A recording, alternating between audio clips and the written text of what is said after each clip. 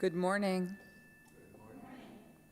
My name is Karen Seymour Ells, and I serve as a trustee here at Dupage Unitarian Universalist Church. We want to welcome everyone to our open and inclusive virtual community this morning. As Unitarian Universalists, we hold that there are many spiritual paths to truth and meaning, and we pledge to support one another as we walk those paths. We are so glad you were able to find us and join us for our live stream service today. Please check the church website at dupageuchurch.org for updates. If you search under Dupage UU Church on Facebook, you will find additional ways to be in community with us as well. This morning, after the service, Science Sunday will be on Zoom. That link is in the order of service and in the weekly email update. I have one additional announcement. I am so excited. Save the date for the Dupage UU Church's 2020 annual auction. This year's theme, Star Trek. I don't know what I'm doing for that yet. November 7th, online, all day, from the comfort of your own home. Highly illogical? Well, sure. But Dupage UU Church will make every attempt to live long and prosper.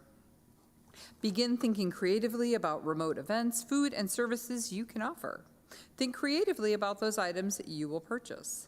Stay tuned, ideas, details, and much more to come. I already have a plan.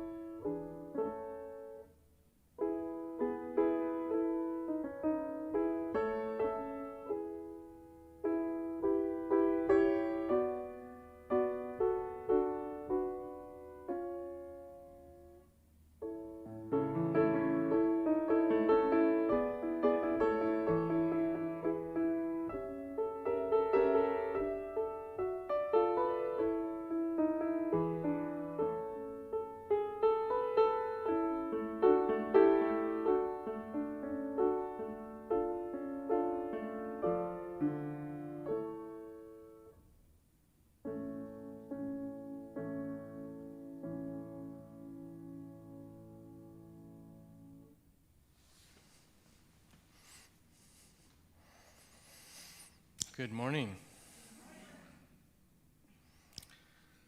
To our congregation who are joining us from home, hi, I'm back. I'm sorry to have run out of the church at the very last minute last Sunday. I didn't know at the time that I was experiencing a kidney stone. It was kind of a scary experience for me, but I'm doing better now, and I'm glad to be back. And I want to publicly thank everybody here who, at the very last minute, pulled everything together and continued to, as Steve said last week, the show must go on. I agree. For our chalice lighting. Morning breaks, sometimes with joy or sorrow, so we gather again to be in each other's company. We kindle the flame of our community in the chalice that holds our faith for the unspoken mystery that sits just out of sight. Today, we light our flaming chalice for those who believe and those who do not, for those who believe in not believing, and for those who believe that not believing is believing in something else. For all this and more, to honor the many facets of our gathered company, we light this chalice. May it ever be so.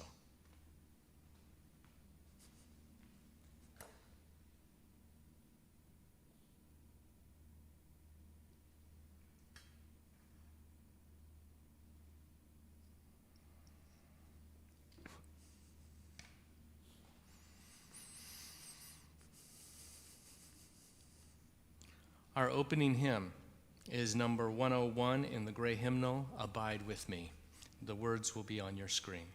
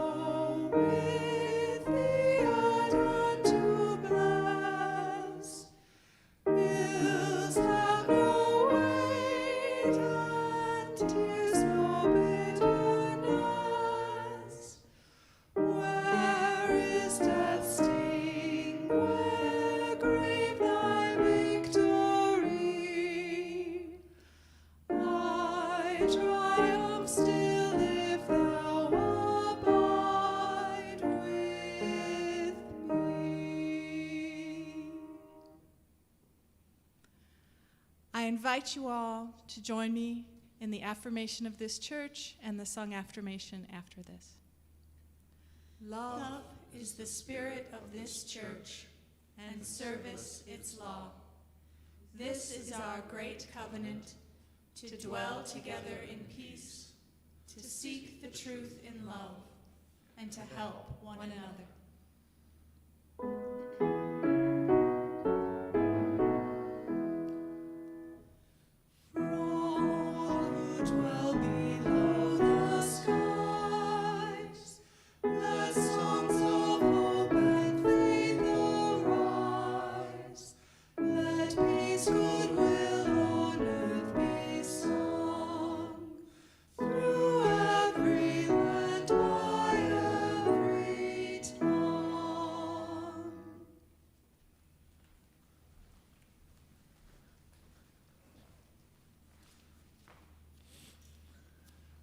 It is time to gather.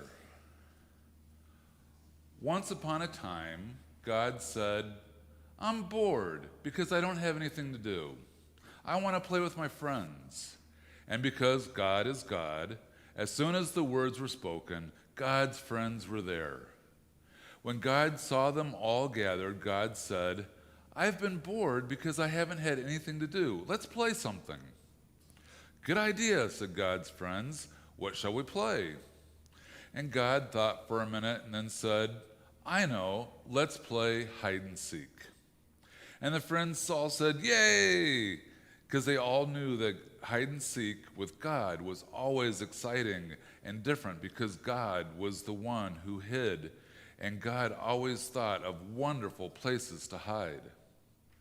So God's friends closed their eyes tight and counted to 10. And when they opened their eyes, God wasn't there anymore. So they all went off to look for God.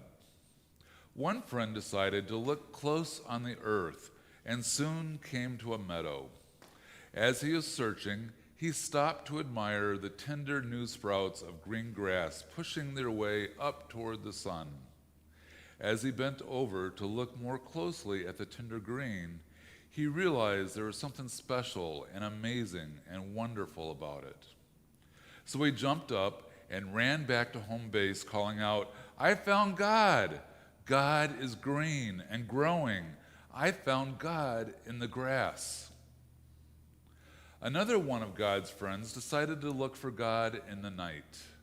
She watched the sun go down and heard the workday noises stop and saw the lights in the houses go out.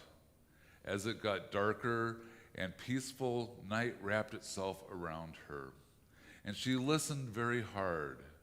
And then she realized there was something special and amazing and wonderful about it. And when it was so still she could see nothing and hear nothing at all, she suddenly jumped up and ran to home base calling out, I found God. God is dark and peaceful. I found God in the night. A third friend looked on the earth and felt the mystery of the grass growing toward the sun. And he stayed and watched the night come on, and he felt the mystery of darkness and the stars. And he thought to himself, these mysteries are special and amazing and wonderful. But when he finally came back to home base, he said, I found wonderful mysteries, but I'm not sure if I want to call them God. A fourth friend decided to look for God where people were, and he joined a group of people going home from work and went with them into the store where they bought food. And he went with them back out on the street as they started for home. And he was with them when someone came up and said, please, I'm very hungry. Could you share a little food with me? And the people readily agreed. And as he watched them share, he realized there was something special and amazing and wonderful about those people. And he turned around and ran to home base, calling out, I found God. God is loving and sharing. I found God in the people who care for others. Finally, 2 more of God's friends, a boy and a girl, decided to look for God together. After a time, they came to a house and decided to look for God in the house. In the house, they saw a room, and they looked for God in the room. In the room, they saw a mirror, and they looked for God in the mirror. And as they looked into the mirror, they realized that there was something special and amazing and wonderful being reflected in it. And they turned around and ran to home base calling out, "We found God! We found God in us!"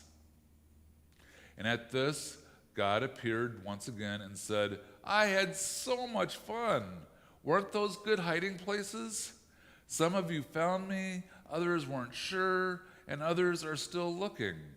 And that's okay, because the most important thing is to just play the game. Let's do it again. I'm sure I can think of some other good hiding places." And they all called out, "Ollie, ollie, oxen free," and the game started all over again.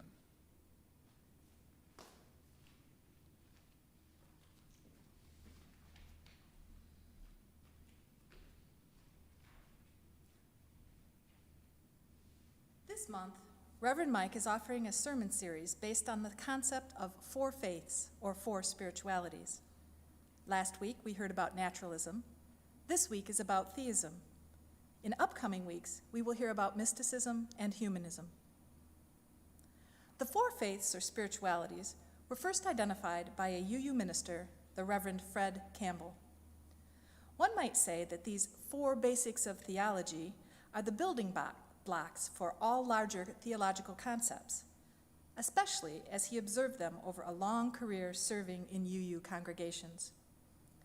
About theism, Campbell wrote in Religious Integrity for Everyone, "Theists know God as a real person in their living. For some, God is like a river's current that carries you downstream. For others, God is all the abstractions which philosophers and theologians have ascribed to him over the centuries. God is the ultimate transcendent reference system upon which life depends for order and purpose. Theists tend to believe in some form of life after death. I have chosen theism over other God-affirming options because I do not know of any historical limiting reference. This faith may have the most developed and widest variety of any of the 4, because the most traditional religions have been theist. God, for theists, is the creator of our universe, or, in traditional language, the heavens and the earth.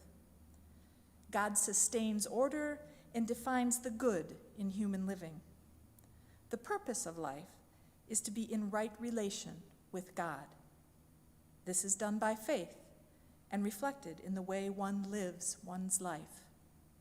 All values come from God."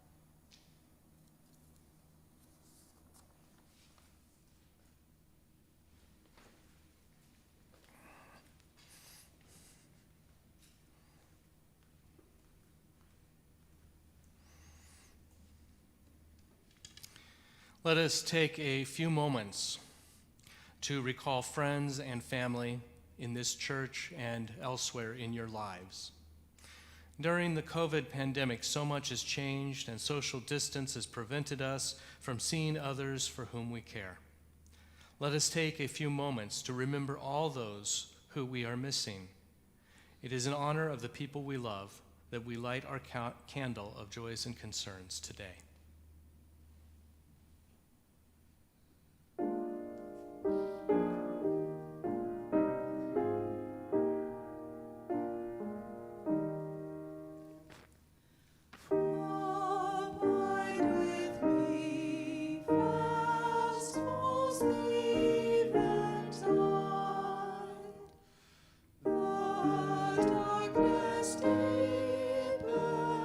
Still with me.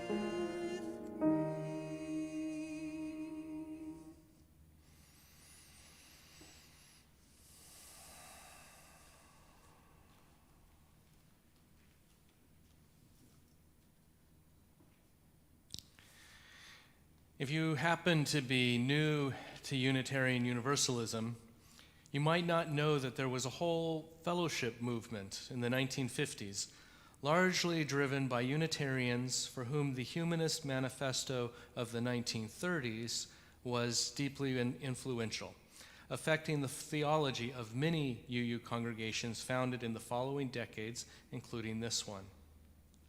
With this history, and knowing there are deep humanist roots of this and many UU congregations, I've asked myself, how do I discuss theism here?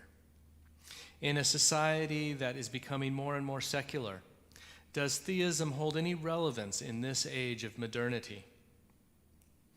In our culture that is steeped in Judeo-Christian history and theology, can I discuss the root of theism, which is a belief in God, without eliciting knee-jerk reactions against the Christian churches that I and others of our UU friends have left behind? Can I say the word, God, without conjuring images of crosses and communion, or fears about preachers harping on dogma and instilling guilt? This is my challenge today, because I plan to talk about God. This is not the Christian God per se. It is not the Indian Brahman only. It is not the Muslim Allah exclusively. And yet, in my mind, God is paradoxically all of these, but not limited to any provincial view held by one segment of people. Have you heard the saying, there are many paths leading to the top of the mountain? One set of people understand God in one way, others understand God in a different way. Still others, including some here, reject any notion of God at all. As a UU, I can accept this and say that all paths and all truths are equally valid. What I won't do is cleave to the notion that my way of believing is the only true way. And this brings me to my invitation to you. What I will have to say today is not going to be the belief of every person in our congregation. I invite you to hear my truths for this time we have together without discarding your own truths, your own beliefs. This is a both-and invitation. Let's talk about a theological framework without necessarily discarding any others. Like many of you, perhaps even all of you, my faith is grounded in Unitarian Universalism, which has a rich denominational history based in two traditions and influenced by many more. The two main strands, Unitarianism and Universalism, both came out of a Christian context. In America, the Unitarians were a split from the Congregationalists, which makes the United Church of Christ our figurative cousin. And the Universalists, for the most part, came out of the Baptist community and were responding to the Calvinism that was so common in early American history. The merged denomination has been further influenced by Judaism, humanism, Buddhism, and paganism, amongst others. This concept tends to confuse people from doctrinal faiths, I've noticed. I would like to say, and I often do say, Unitarian Universalism is now a post-Christian spiritual community, united by its values of social justice and peace, the right of the individual search for truth and meaning, and an expansive concept of the divine, which I describe in more detail shortly, and not limited to any one, but certainly inspired by many scriptural documents. Both Unitarianism and Universalism were drifting towards a post-Christian identity many decades before their consolidation in 1961. After consolidation, it has made much of being a non-creedal faith. That is, we have no creed as a set of beliefs that one is required to hold in order to be one of us. However, some people debate this due to the existence of our 7 principles and 6 sources. Some believe that the principles and sources have become something akin to a statement of faith, and that they collectively constitute a creed, doctrine, or dogma. I have to say I don't agree with that assessment, mainly because I believe the principles and sources are a living document that changes and evolves over time. So instead of having a dogma or a creed, I say this faith is united by shared values. It is true that we have a theology that has a consistent evolutionary arc through the history of Unitarianism, Universalism, and the combined Unitarian Universalism, although individual UUs may or may not subscribe to any given theology. We find that the sharing of a theological position is of less importance to most UUs than the sharing of progressive values. This is part of the strong humanist ethic that runs through UU history.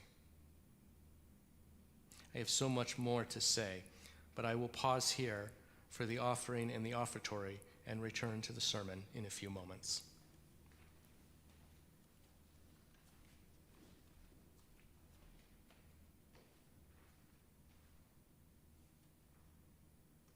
Many of us watching the service today chose this community, at least in part, to discover and expand our religious identities. Most of us have grown up in a society that expects us to not only understand the concept of God, but also to accept it. In this church, we are encouraged to explore the various definitions of God and what it means to us. To have the freedom of that expectation is something that is still fresh and new for some of us, and for others, something we may need to rediscover. Our community is a precious place, nurturing our growth and connections, and in turn, our community itself needs to be nurtured. Through our generosity, our self-supporting community will continue to sustain us all. You can help support this community by donating using the information on the slide. This morning's offering will now be gratefully received.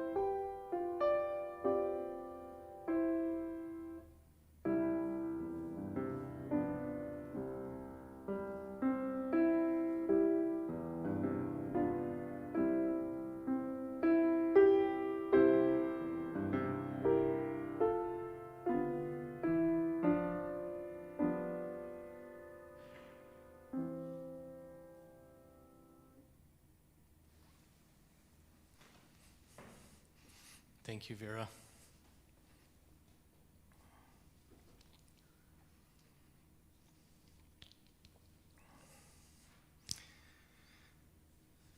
So this week I'm talking about theism as one of the four spiritualities. I feel that my faith is manifest in life by engaging in actions based on those values found in our UU principles and sources, especially caring for others, advocating for those in need, and joining together in spiritual community. I've made a commitment to living these values out loud for all to hear. For me, that's evidenced by my call to ministry. But I feel that I have two strands of spirituality in my life: my public ministry, which is UU, and my personal spiritual path, which is something more akin to paganism. Some people in both UU and pagan communities have respelled that word theology with an O being the male form of the root, and instead use theology with an A being the feminine form of the root. Those who made this change do so to respect the feminine element with the divine, as well as to counter patriarchal tendencies in society. By using inclusive language to describe a being that is a composite of all that we can imagine, it's our hope that we cease to disenfranchise part of our population. In other words, some, including me, would say that God, or God Goddess, or all being is neither male nor female. I use theology with an A, with an intention of being inclusive. The reason for the importance I give to inclusivity shall become more apparent as my story unfolds.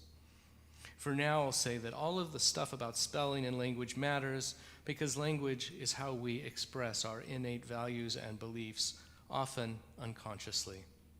Words have power. Let me share more about my personal spiritual journey because what I'm saying will then make more sense. My early life was in a Christian context. However, my understanding of that was literally juvenile. I was no more a Christian than any other unbaptized pagan, which I was later to become. As a closeted gay teenager, I had been hurt by the fundamentalist church my family had been attending.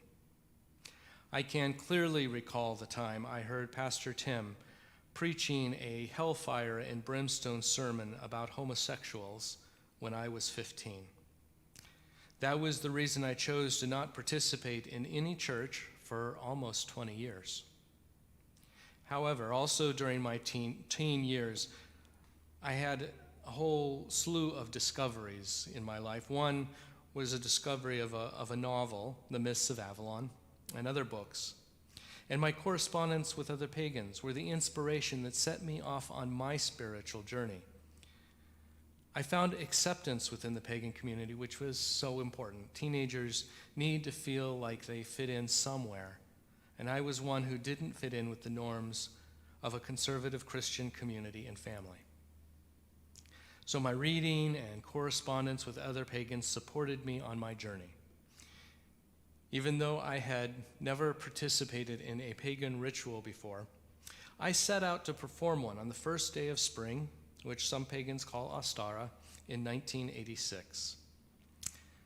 My ritual included meditation, which I have sometimes called communion with the divine, with an awareness now that those words may mean something different in other traditions. During this meditation, this experience that was so outside the Christian context that I had been raised in, I finally felt connected to all that is, a part of something bigger than myself. Even today, 30 years later, recalling this experience continues to elicit a profound sense of peace within me. I've learned that being able to experience the divine without the need of an intermediary is an important aspect of the liberal religious tradition in which I would include both Unitarian Universalism and modern-day paganism. It's also important to acknowledge that although I did not know it at the time, this experience was my first encounter with metaphor as a religious concept, for which I've since found concepts from Jungian psychology, the concepts of archetypes and collective unconscious, to be illustrative, to give me language to describe something that was otherwise indescribable. But before I say more on that, allow me to go off on a little tangent. I want to point out our flaming chalice. I've always felt that the Unitarian Universalist image of a flaming chalice symbolizes a unified spirit of all. In my earlier exploration of paganism, I learned about elemental cosmology, earth, air, fire, water, which together form the unified spirit of all, or to use a common UU phrase, the spirit of life. So my understanding of the flaming chalice may be somewhat unique. In elemental cosmology, the chalice represents water.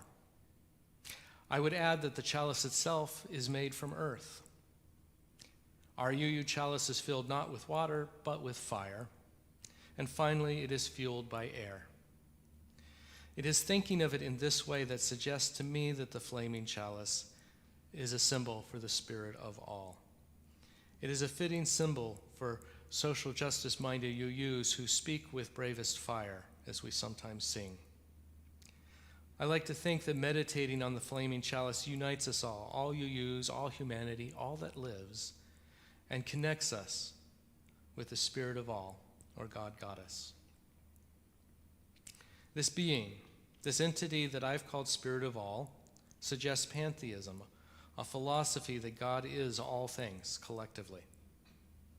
As analogy, one can describe God as a field of energy that underlies all creation. Again, this is an analogy.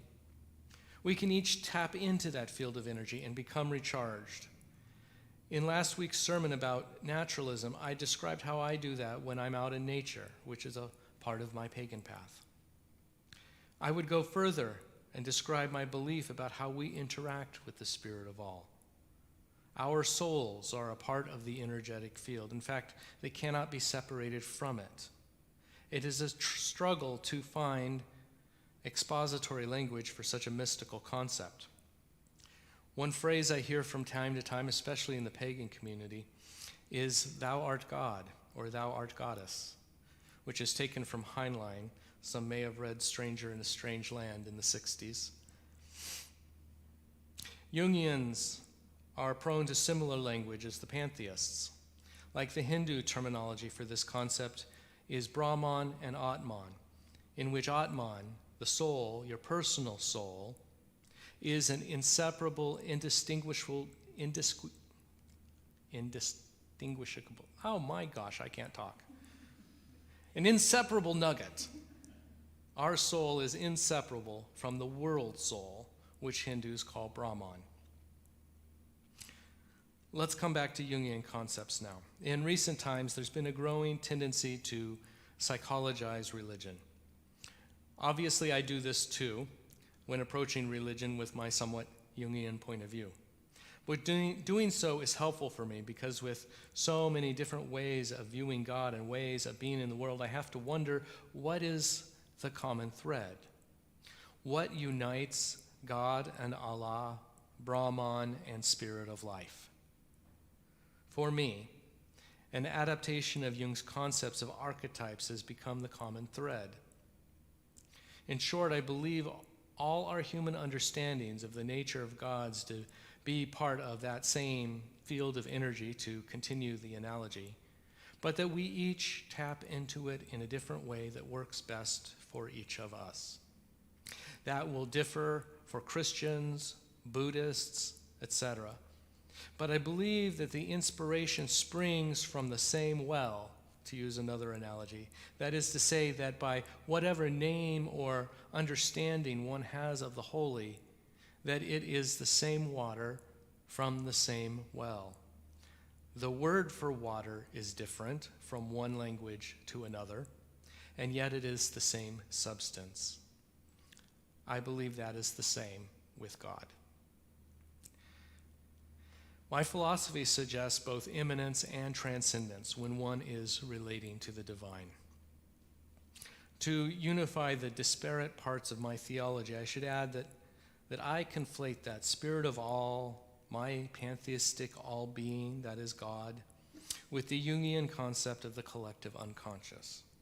This is where I may differ from many others, but this concept seems fitting to me because the Jungian definition for the collective unconscious is that it also exists as a form of interconnecting energy, that is, connecting all humanity interculturally and interpersonally. The idea is that humans from different cultures go to the same internal well of ideas, coming up with similar ideas and stories as someone else clear across the world, even though those cultures may have never had any contact with each other. In other words, I'm saying that I believe the collective unconscious to be our spirit of all, our world soul, our God goddess, our interdependent web of all existence of which we are all a part. In my theology, Unitarian Universalism, paganism, and Jungian concepts interweave as an overlapping set of theologies, kind of like Venn circles, in which I live in the liminal space where all three, UUism, paganism, and Jungian concepts overlap. Hopefully, through all this talk, I've also shown that interdependence is a cornerstone of my faith and speaks to our responsibilities to each other. And by each other, I mean all of humanity and even of all of life on earth. Because of our interconnectedness, because we all draw water from the same well, it is clear to me that what harms you also harms me. Therefore, I should work to help you as I would myself to heal the harm. This may be understood in terms of humane treatment of all living things, stewardship of our resources, and advocacy for justice for those who are maligned or mistreated. I believe we each have responsibility as people of faith to live the principles, thus being of service to our faith and to others in need, as well as a role model for those who long for one. By now you have realized that I spent all this time talking about God, but it was certainly not how a Christian, Jewish, Muslim, or other person would describe God. And this is why I love Unitarian Universalism. We can embrace an expansive view of the divine, or even a view in which there is no divine at all, and not be beholden to a particular religious expression of that. Many paths lead up the mountain. I pray that our paths continue to intersect and that we continue to help each other as we climb that mountain. May it ever be so, and blessed be you all.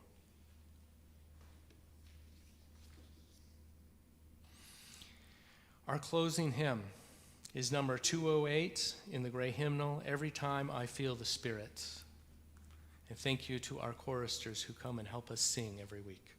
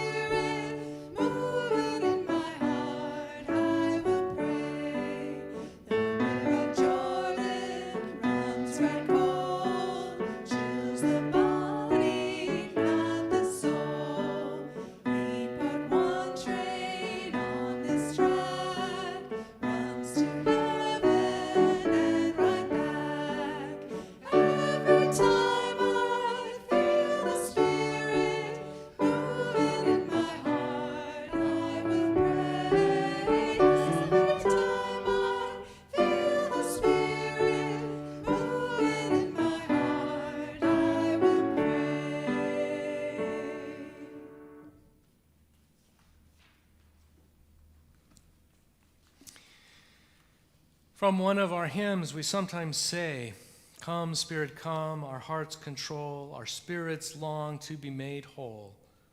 Let inward love guide every deed, by this we worship and are freed." Whether or not you believe in a higher power with omniscience and intelligence, know that you're part of something greater in this life, on this world, among these people. We each dip pails into the same well of water, refreshing ourselves, quenching our thirsts. Yes, you are part of something wonderful. So please, share this with those you know or come to know. Guide any who are seeking back to the well, that they may also be refreshed. May it ever be so, and blessed be you all.